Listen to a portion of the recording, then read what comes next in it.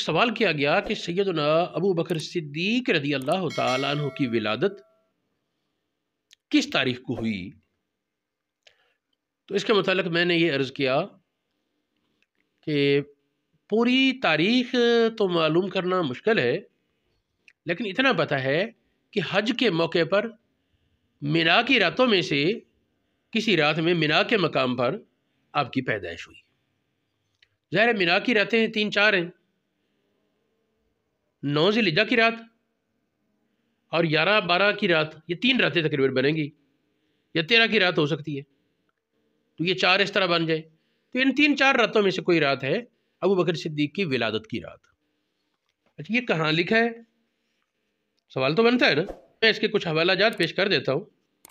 تاریخ خمیس اس میں ہے، سیرت حلبیہ میں ہے، مرآت الزمان میں ہے، مختصر تاریخ دمشق، یہ ابن منظور افریقی جن کی کتاب لسان العرب مشہور ہے، ان کی یہ کتاب ہے۔ زوائد تاریخ بغداد میں بھی، ریاض الندرہ میں بھی، کچھ اور کتابوں میں 2 حدیثیں یہاں علماء نے لکھی۔ ایک حدیث ہے حضرت ابو ہریرہ رضی اللہ تعالیٰ عنہ سے، اس میں ہے کہ جس رات ابو بکر صدیق پیدا ہوئے، فرشتوں نے ایک دوسرے کو مبارکیں دیں۔ اللہ رب العالمین نے جنت عدن کی طرف نظر محبت فرمائی اور فرمایا میری عزت کی قسم اور میری شان کی قسم، جنت میں اسے ہی داخل کروں گا جو آج رات پیدا ہونے والے اس بچے سے محبت کرے گا۔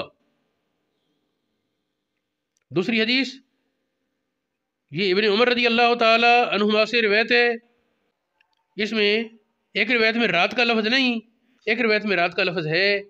بل یہ ہے کہ حاصل اس کا بھی یہی ہے کہ جنت میں وہی داخل ہوگا جو ابو بکر سے محبت کرے گا۔